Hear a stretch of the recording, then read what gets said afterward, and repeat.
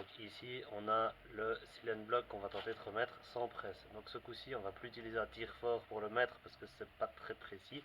On va le stabiliser avec une tige filetée et en la faisant tourner en fait on va serrer le silane block dans l'orifice de l'essieu. Donc ici j'ai ma tige filetée avec un écrou. Donc moi pour faciliter je demande à quelqu'un qui me fasse une petite soudure ici. Comme ça il ne bouge pas, c'est plus facile. J'ai mis une rondelle pour que la surface de contact avec le silane block soit plus grande, mais au final c'est pas obligatoire.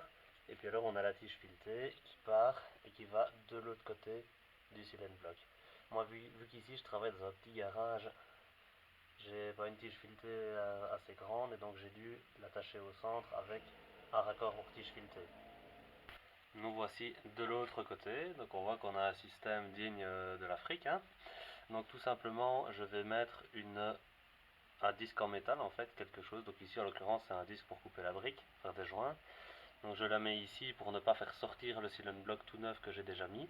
Et alors là je mets tout simplement un écrou pour bloquer. Et alors ici avec mon système, on peut qualifier ça d'ingénieux, avec mes deux clés plates comme ça, je vais tout simplement l'empêcher de bouger. Et ça va me permettre, en vissant de l'autre côté, d'être tout seul sans personne qui tient ici. Me revoici du côté du silane block que je dois enfoncer sans presse. Donc ici, avec ma clé contrecoudée, je vais tout simplement visser. Et on voit que ça le fait rentrer. À ce stade, il faut vérifier que c'est bien droit. Donc moi ici, ça a l'air d'aller. On voit qu'il est un petit peu plus droit au-dessus. Jusque là, c'est pas la mort. Et on voit que ça rentre.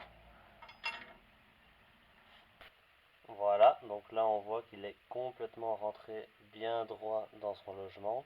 Donc je vais pas continuer de vous montrer tout parce que c'est inutile en fait, c'est pour vous faire perdre du temps pour rien. Par contre ici, moi je fais ça avec des outils très très simples.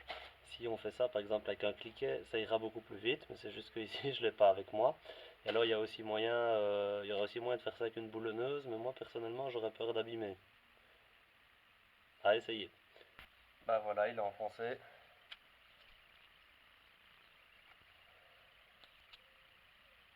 Maintenant il n'y a plus qu'à dévisser.